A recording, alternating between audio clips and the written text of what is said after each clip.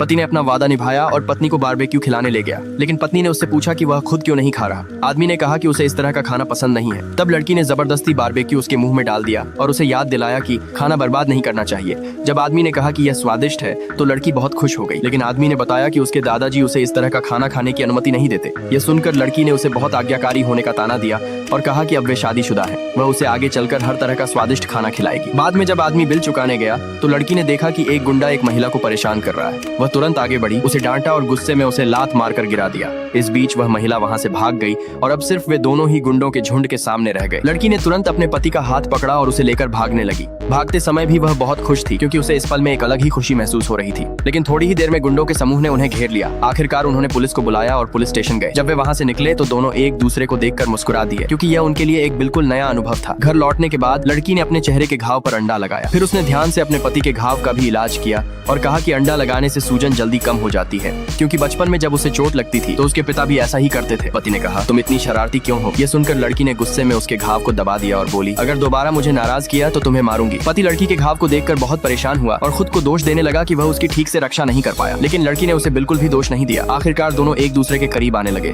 तभी लड़की जल्दी से दूर हट गई और उसे जल्दी आराम करने को कहा। उसने यह भी बताया कि वह अगले दिन अपने दादा दादी से मिलने जाना चाहती है। अगले दिन वे दोनों दादी के घर पहुंचे। दरवाजे पर लड़की ने आदत के मुताबिक अपने पति का हाथ पकड़ लिया। दादी उन्हें देखकर बहुत खुश हुई। लड़की ने भी खुशी खुशी अपने हाल की सारी खुशियां उनके साथ साझा की।